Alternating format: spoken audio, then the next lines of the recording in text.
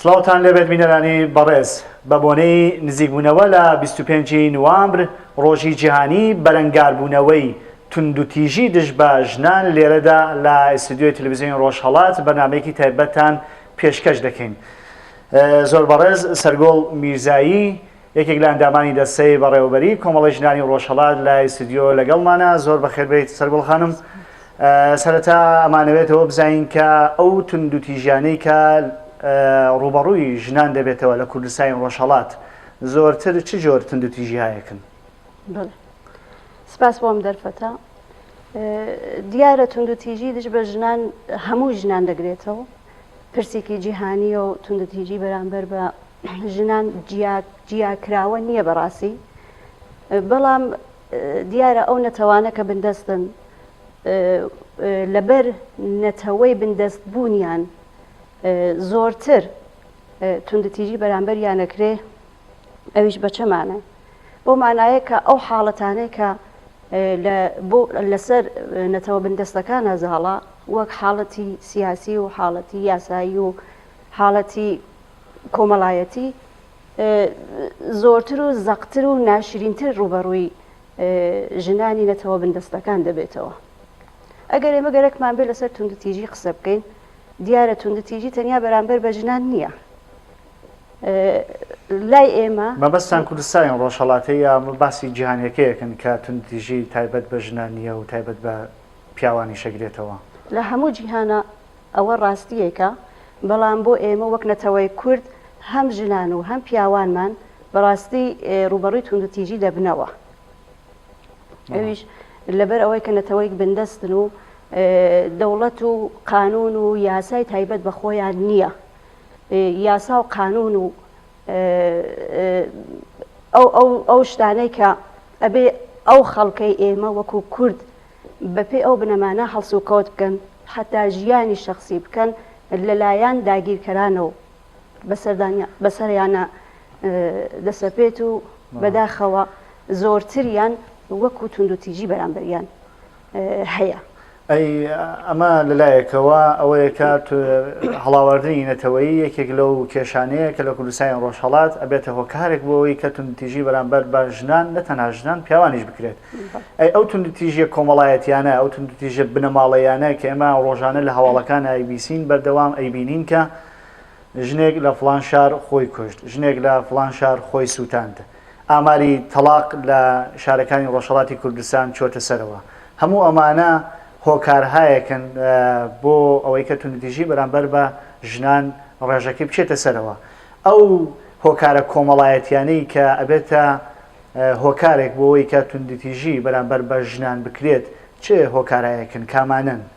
بڵێ توەشەکە هەموو ژیانی ئینسانەکان هەڵەگەڕێتەوە بۆ پەروەردە. تۆ چۆن پەروەردە بکریت بۆ ئەوەی کە ژیان بکەیت، وانە بنەماڵەی شتێکی جیاواز نییە کە تۆ لە پەروەردە جیای بکەیتەوە. تاکەکە بنەماڵە دروستەکە، بنەماڵەکانن کە کۆمەلگا دروستەکەن. ئەم تاکە لەژێر چه پەروەردەیەکە دەراتووە، لەژێر چه قانون و یاسایەکە، چه قانون و یاسایەکە لە پشت ئەو پەروەردە و کە منی تاک پەروەردە ئەکا بۆ ژیانی بنەماڵەیی تا من بتوانم ڕوبەڕووی کێشەکانم بمەوە. دیارە هەموو بنەماڵی کێشەی ئەبێ، بەڵام چۆن ڕوبەڕووی بیتەوە، من چۆن فێر کراوم کە ڕوبەڕووی کێشەکانم ببمەوە، چۆن منی ژن بە تایبەتی منی ژن چۆن مافەکان خۆم بناسم، چۆن بزانم جێگە و پێگەم چییە تا بتوانم ڕوبەڕووی ئەو توندوتیژیانە ببمەوە. ئەبێ پیاوانیش نابێ پیاوانیش بزانە و مافانەی ژنان چییە؟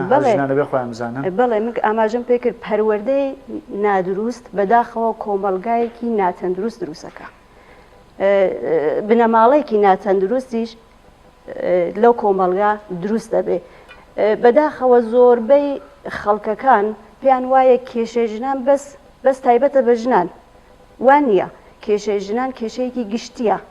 ئەگەر ژنان ئازاد بن کۆمەلگامان ئازادە، ژیان خۆشە، بنەماڵە تەندروستە، پەروەردە تەندروستە، مناڵێکی باش لەو بنەماڵە پەروەردە ئەبێت، پیاوەکان ئاسوودن، ژنان خۆیان ئاسوودن. ئەگەر منی ژن فێر کراوم، فێر بکرم کە جێگە و پێگەم جێگە و پێگەی ڕاستەقینەی خۆم بە کوژنێ نە لەژێر چەتری ئیسلاما و لەژێر چەتری قانونێکی مەلاپەروەر و یاسایەکی کە لە ڕووی شەڕ و ئیسلام و هەموو شتێکی بە نەف پیاوان داڕێژراوە منیژن ببەسێتەوە من وادار بکە مەجبورم بکە کە هەموو شتێک قبول بکەم بەس لەبەر ئەوەی کە یاساکە پێم ئەڵێ ئەگەر تۆ کۆتابیت ئەگەر تۆ گوزەشتۆ بێ بنەماڵەکە شیرازەی بنەماڵەکە و حفزەوێ شیرازەی بنەماڵەکە و وەکو خۆی ئەمێنێتەوە بەداخەوە کێشەی سەرەکی ئێمە پەروەردەیەکی نادروستە لەژێر چەتری ئیسلام و شەرع و کە ئەبێتە باعیسەوەی کە توند و تیژی بەرامبەر بە ژنان زۆرتر بێ بە تایبەتی بۆ کورد وەک ئێمە وەک نەتەوەیەکی بندەست کە جیا لە ژنبوونمان بە دەلیل کوردبوونیشمان وەکو شارومەندێکی پلەسێت چاولێکرین و تند و تیژیەکان زۆرتر و بەڕوومان لەبنەوە. بەڵێ سەرگەڵ خانم ئەگەر بین ئێمە تونوتیژەکان دابشکەین بە جۆرەکان یەکی لۆ تونوتیژیانەی کە لە ئاستی جیهانیشە زۆر بەرچاوە تونوتیژی ئابووریە. ئایا ژنان لە کوردستانی ڕۆژهەڵات بەرەوڕووی ئەم تونوتیژیە بنەوە تونوتیژی ئابووری؟ بەڵێ زۆر زۆر ئێمە بەهۆی نەریتێکی ناشرین و دژە مرۆییە بەڕاستی کە ژنان ناتوانن سربەخۆ بن لە هیچ لە حازێکە و بە تایبەتی لە حازی ئابووریە و کە مهمترین خاڵە بۆ ئەوەی کە ڕێگە بدا ژنان وەک خۆیان وەک ڕەگەزی خۆیان سربەخۆ بن و بتوانن ژیانێکی تەندروست بۆ خۆیان دروست بکەن بەداخەوە ئەو ڕێگە بە تۆ نادرێ هەم وەک نەریتی کۆمەلگاکەمان نەریتێکی کۆنەپەرست و دواکەوتووە ئەمە زۆر زۆر دیارە و زۆریش ناشرین دیارە لە کۆمەلگای ئێمە لە بەرچاوە بەداخەوە. بەڵام هەموو دامەزراوە و ڕێکخراوانەی کە لەسەر پرسی ژنان و توندوتیژی کار دەکەن لە نزیکبوونەوە بە 25 نوامبر هەندێک لە کار و چالاکیەکان و کار و چالاکیەکان چڕۆپڕتە دەکەنەوە. ئێوە وەکو کۆمەڵی ژنانی ڕۆژهەڵات بەرنامەتان چییە بۆ 25 نوامبر؟ بەپێی هەموو ئەو کێشانەی کە ئیسەر باسان کرد کە ژنان لە کوردستانی ڕۆژهەڵات بەرەوڕووی ئەم توندوتیژیانە بنەوە. بەڵێ ئێمە دیارە وەک ڕێکخراوەکەی خۆمان وەک کۆمەڵی ژنانی ڕۆژهەڵات نەتەنیا لە نزیکبوونەوەی بۆنەکانە بەڵکو لە هەموو سات و ڕۆژەکانە ئێمە هەڵخۆمان ئەدەین بۆ ئەوەی کە ئەو مافانەی کە ژنان هەیەە مافی بە تایبەتی هەڵ بدەین بۆ مافی یەکسانی ژن و پیا و ئێمە هەڵخۆمان ئەدەین و لەوە سای خۆمانەکەین کە کەمکار نەبین بە پێ توانامان بە پێ ئەو هەلومەرجە کە بۆمانە ڕەخسێ بە پێ ئەو شوێنە کە ئێمە لەوێ نیشتەجین.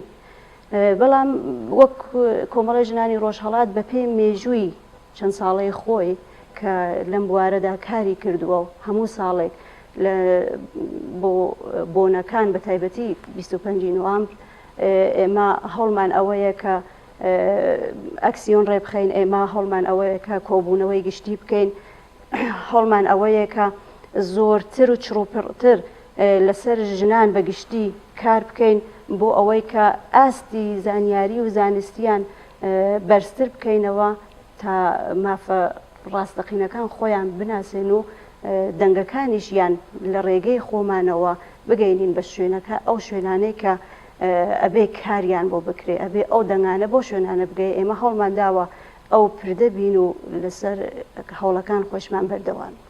ئێوە کۆمەڵی ژنانی ڕۆژهەڵات 6 ساڵە کە دامەزراوە لە ساڵی 2010 تاوژەیەی کە من زانیاری بێت دامەزراوە. ئایا لە توولی ئەم 6 ساڵە ئێوە کەیسێکی تایبەتتان بووە کە مراجعاتان پێ بکات کە توندوتیژی بەرامبەری کرابێت لە کوردستانی ڕۆژهەڵات وایگەر بووە چیتان کردووە بۆ ئێوە؟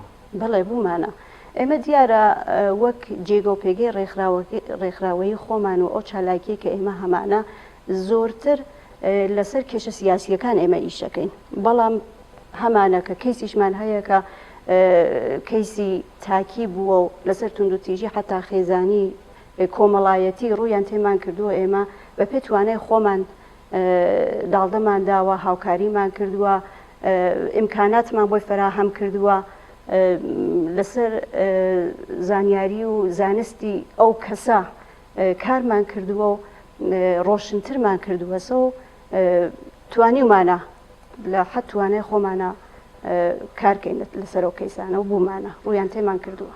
ئێوە ئێستاوتان کە ئێمە زۆرتر لەسەر کێشە سیاسیەکان کارەکەین، بەڵام لە حاڵێکا بینین زۆرترین ئەو شتانەی کە بە یاساوتون تیژیانە یا ئەو کێشانەی کە ژنان لە کوردستان ڕۆژهەڵات هەیەن و بەگشتی لە ئێرانیش بە تایبەتی زۆرتر کێشەهایەکی کۆمەڵایەتین و زۆرتریش ئێمە لە هەواڵەکانە بەردەوامی بینین کە بە بۆنەی کێشایەکی کۆمەڵایەتی زۆر بە زۆر بچووک مەسەلەن ژنێک خۆی کوژێ ژنێک خۆی سووتێنە یا ئەوەی کە بەرامبەری توندتیژیەک ئەنوێنێت. ئێستا بۆ نمونە زۆر هەیە زۆر مورد هەیە کە توانین لێرە نایبێنین، بەڵام ئێوە بەڕای ئێوە پێویست ناکاتەوەی کە ئێوە جەخت بکەن لەسەر کاری فەرهەنگی و کاری کۆمەڵایەتی زۆرتر تا ئەوەی کە خۆتان بچەسپێنن بە کێشەهایەکی سیاسی و کارهای سیاسی ناو کۆمەلگای کوردستانی ڕۆژهەڵاتە.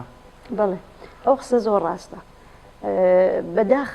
بەداخەوە پرسی ژن لە هەموو جیهانە نەتەنیا کوردستان نەتەنیا ئێران پرسێکی سیاسیە، بەداخەوە سیاسیان کردووەسەوە، بەڵام وایە ئەو پرسانە بۆ ئەبێ سیاسی بنەوە کە ئێمە نەتەنیا ئێمە داکۆکی کارانی مافی ژنان و بەگشتی ڕێکخراوەکانی تریش و ئەرکی سەرشان خۆیان نەزانن کە هەوڵی بۆ بدەن و بەداخەوە ئەبێت لە ڕێگای سیاسیە وارد بی.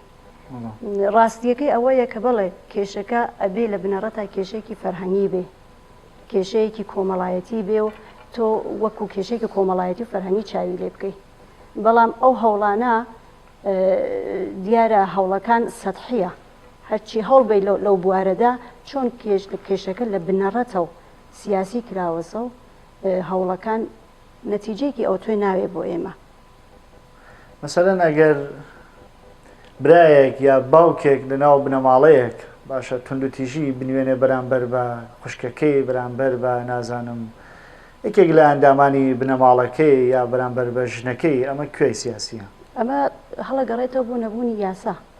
ئەگەر یاسایەکی دروست ببێ لەسەر کۆمەلگا زاڵ بێت ئەو یاسا ئەو باوکە یا ئەو برا بە خۆیان دێتەوە، لە ترسیشا بوو بێت ئەو کارە ناکە، نەبوونی پەروەردەیەکی دروست کە یاسایەکی قورس و قایم لە پشتیەوە نەبێ ئەم کێشانە دروست دەکات.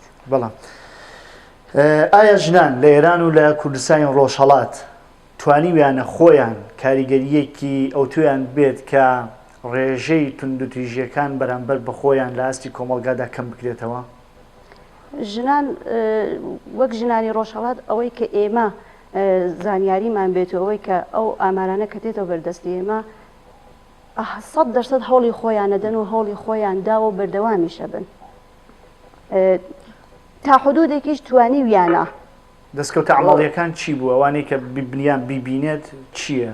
توانی ئاماژە بدەیت بە چەند موردێک کە ئەگەر توانیویانە کاریگەریان بێت لەسەرەوەی کە ئاستی توندوتیژی ناو کۆمەڵگا بێتە خوارەوە، ئەو شتێک کە بەرچاوە ئێمە ئەیبینین چییە؟ ئەوەی کە ئەو کاریگەریە بەیزا پۆزیتیڤە.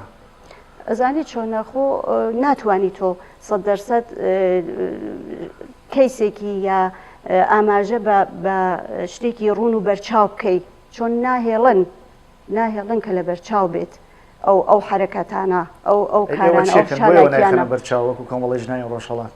ئێمە هەوڵی خۆمان دەدەین و ئەوەی کە بە ئێمە بکرێ ئەیکەین، بەڵام بەپێ ئەوەی کە ئێمە لە تاراوگەین ئێمە وتم ئاماژەشم پێکرد کە بەشی زۆری کارەکەی ئێمە چالاکیەکەی ئێمە سیاسیە، ناتوانین ئەو کاریگەریانە یا ئەو حرەکەتانە لە بەرچاو دابنین.